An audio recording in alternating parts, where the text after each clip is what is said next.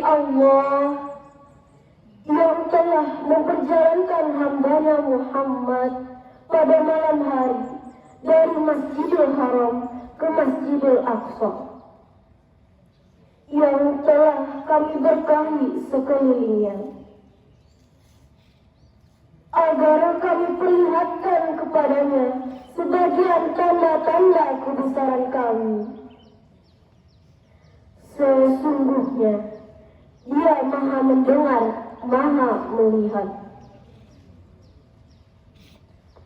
Dan kami berikan kepada Musa kitab Taurat, dan kami jadikannya petunjuk bagi Bani Israel dengan firman, janganlah kamu mengambil pelindung selain aku,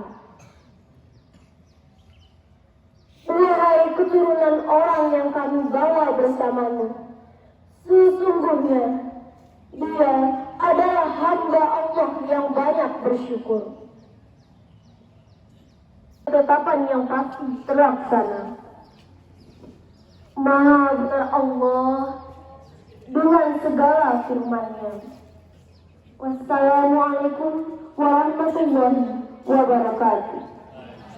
Senantiasa kehadirat Allah Subhanahu wa Ta'ala atas segala nikmat dan rahmatnya serta hidayahnya yang dilimpahkan kepada kita semua. Semoga kita senantiasa menjadi manusia yang beriman dan bertakwa kepadanya. Berselawat kita kepada Nabi Muhammad sallallahu alaihi wasallam. Allahumma sholli ala Muhammad wa ala ali Muhammad. Semoga di yaumil akhir kelak kita mendapatkan syafaat darinya. Amin amin ya rabbal alamin. yang terhormat dan teristimewa, Ustadz kita, orang tua kita yang hadir di tengah-tengah kita jauh-jauh dari Padang Panjang, yang tidak asing lagi wajahnya, wajah beliau bagi kami, bagi kita, Bapak Alizar Khan MA. Alhamdulillah beliau tengah hadir bersama-sama kita di SMP Negeri 7 Sijunjung ini. Yang saya hormati Bapak dan Ibu Wakil Kepala SMP Negeri 7 Sijunjung, yang saya muliakan Bapak-bapak, Ibu-ibu Majelis Guru SMP Negeri 7 Sijunjung, Kepala Tata Usaha beserta staf yang kami cintai dan kami banggakan, anak-anakku, siswa dan siswi SMP Negeri 7 Sijunjung yang hadir pada hari ini dalam agenda memperingati Isra Mi'raj Nabi Muhammad SAW. Hadirin dan wahadirat yang memuliakan Allah, yang saya hormati.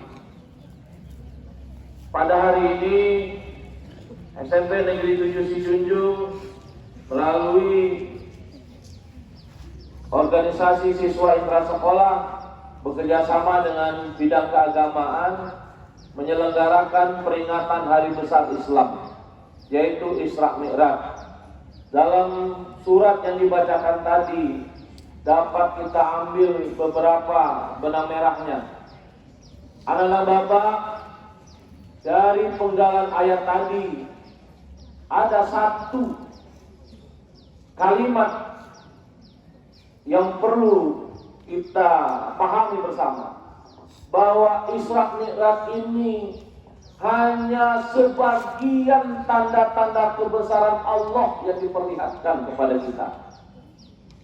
Begitu besar dan maha dahsyatnya, ya. Masih banyak lagi sebenarnya tanda-tanda kebesaran Allah yang patut kita pelajari dan kita pahami serta kita maknai. Maka dari itu, anak-anak Bapak, dari peristiwa Isra Mi'raj ini saja, kalau kita mampu memaknainya, insya Allah kita akan menjadi makhluk manusia yang senantiasa beriman dan bertakwa kepada Allah Subhanahu wa Ta'ala. Mari sama-sama kita simak, kita dengarkan ceramah, petunjuk, arahan, serta siraman rohani bagi kita pada momen kali ini. Kita mintakan kepada Bapak Alizar Khan untuk memberikan banyak ilmu kepada kita. Mudah-mudahan hari ini kita senantiasa diberi keberkahan atas ilmu yang akan kita terima. Amin amin ya robbal alamin. Kita salut dan terima kasih kepada Pak Charlie karena memimpin seikhlas hati.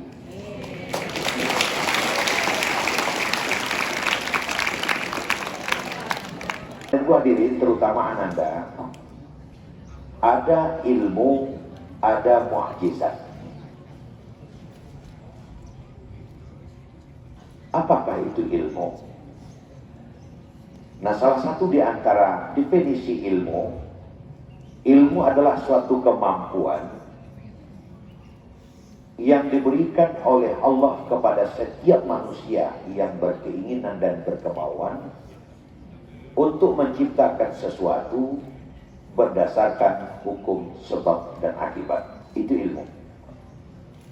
Kemampuan yang bisa dimiliki oleh siapa saja untuk menciptakan sesuatu berdasarkan sebab dan akibat, dan bisa dilakukan di mana saja.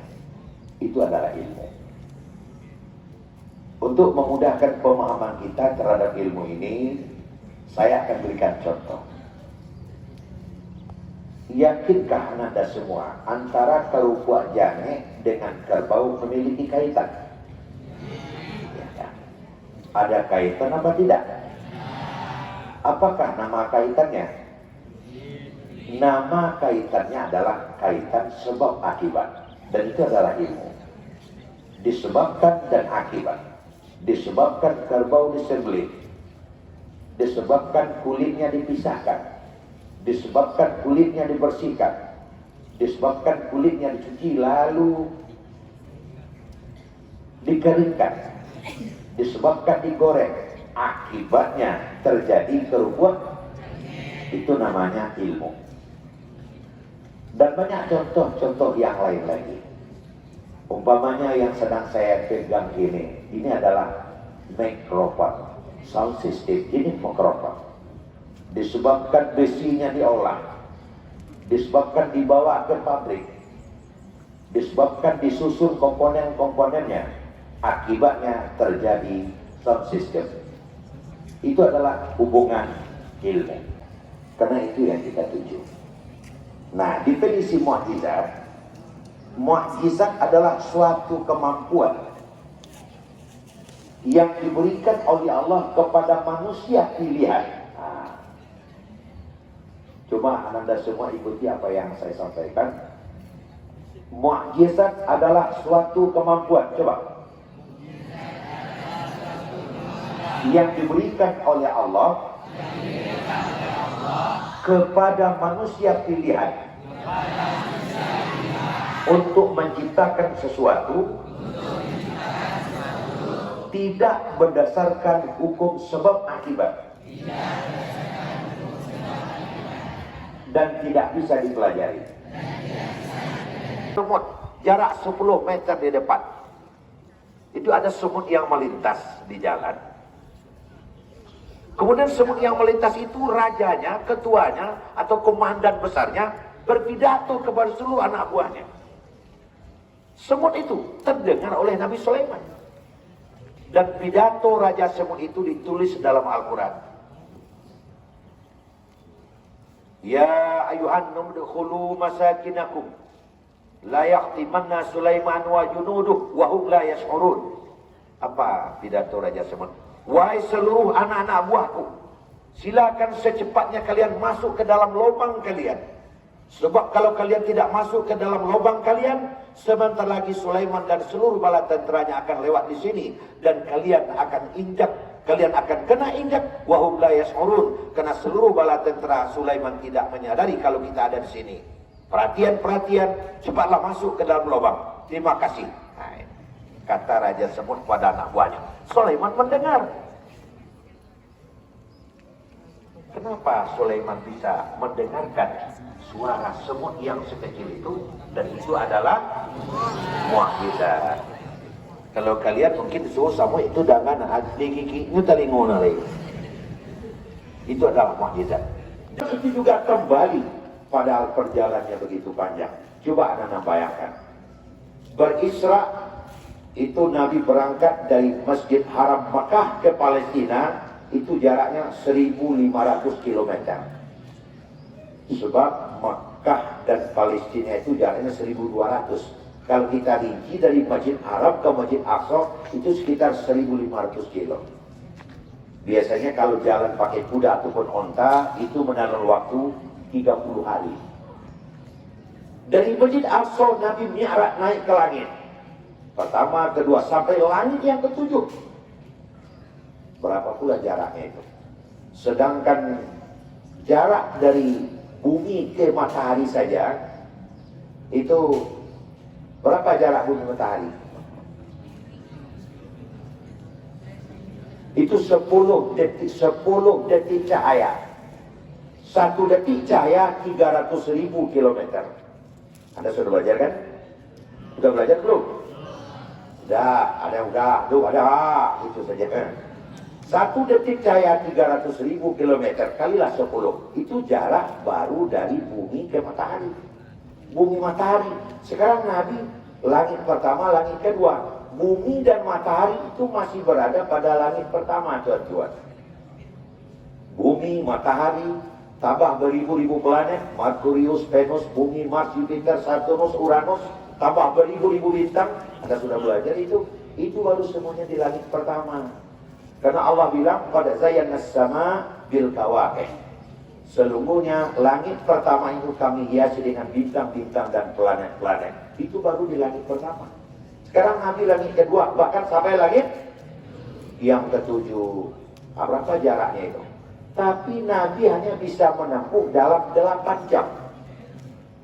Itu pun sudah digunakan untuk melihat-lihat, belajar ini, belajar itu. Berangkat jam 8 malam, jam 4 pagi udah nyampe lagi. 9, 10, 11, 12, 1, 2, 3, 4. 8 jam, jam 4 udah kembali. Berangkat jam 8 dari Masjid Haram, terus ke Masjid Aqsa, terus ke langit sampai langit yang ketujuh, kembali lagi jam 4 subuh sudah sampai lagi di Masjid Haram. Aneh enggak? Padahal berangkat pakai onta dan kuda, Masjid Haram ke Masjid Aqsa, Mekah Palestina saja itu 1 bulan.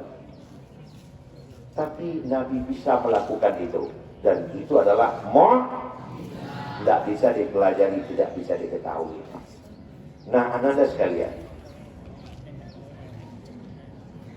kalau sudah bicara Isra dan Mi'raj, itu adalah suatu peristiwa yang hanya terjadi 1 kali selama dunia ini ada, dan hanya terjadi kepada seorang Nabi bernama Muhammad Sallallahu Alaihi Wasallam. Identitas keislaman akan habis pada diri kita kalau kita tidak sholat. Ada ibadah dalam Islam, ibadah tahunan. Nah, itu termasuk haji, termasuk sholat hari raya. Ada ibadah bulanan, nah, itu puasa 3 bulan, puasa 3 hari sebulan. Ada ibadah mingguan, nah, itu sholat Jumat. Ada ibadah harian, itulah dia sholat yang 5 waktu. Ibadah harian sholat yang 5 waktu itu adalah wajib hukumnya untuk setiap muslim. Nah, kalaulah sembahyang kebanan yang tidak ada bagi seorang muslim, itulah naik sekolah. Bapak tahu itu ada. Setinggi apapun ilmu kita, sehebat apapun kita sebagai seorang muslim, tapi sholatnya enggak, itulah lebih baik. Nah, dalam hal sholat setidaknya ada 3 yang harus kita perhatikan. Yang pertama adalah syarat dan rukun sholat.